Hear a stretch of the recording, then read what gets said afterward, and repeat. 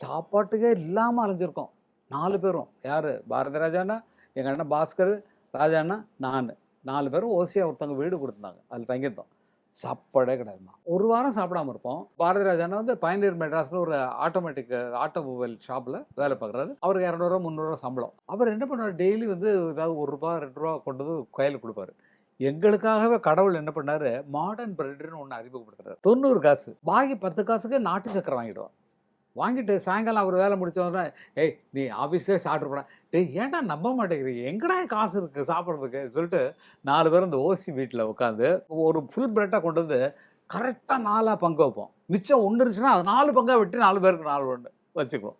வச்சுட்டு அதுக்கு அந்த நாட்டு சக்கரை தொட்டு சாப்பிட்டு தண்ணி குடிச்சிட்டு படுத்துக்கிறது. காலையில் வந்து ஆளுக்கு 2 இட்லி தான் அலவுடு. ஒரு நாளைக்கு ஃபுல்லாக சாப்பிட்றதுல வந்து சாதத்தை பார்த்து நாளாகும். 2 இட்லி. அந்த கிருஷ்ணபவன்னு இது வடபழனி கோயிலுக்கு நேராக ஏற்ற மாதிரி ரோட்டில் இருக்கும். ஆமாம், அங்கே ஹோட்டலில் போய் உட்காருவோம். உட்காந்தோடனே நம்ம காசுலாம் காட்டிக்கூடாது. காட்டுற 2 இட்லி கம்மியாக தானே வேலை அப்போ இல்லை. போயிட்டு உட்காந்துட்டு கையில் உள்ளே விட்டு தண்ணி கொண்டு தப்பான். யோ இதே அது வந்து கையெல்லாம் உள்ளே விட்டு தண்ணியை கொண்டு வச்சுருக்கேன் எடுத்து போய் அதுக்கப்புறம் வேறு தண்ணி கொண்டு வரணும். அவன் என்னென்ன பண்ணானோ, கையை கழுவின தண்ணிலாம் ஊற்றினானோ தெரியல, மறுபடியும் கொண்டு தான் வைப்பான். சொன்னேன் என்ன வேணும் அப்படிதான். 2 இட்லி சாம்பார் இப்போதைக்கு கொடு.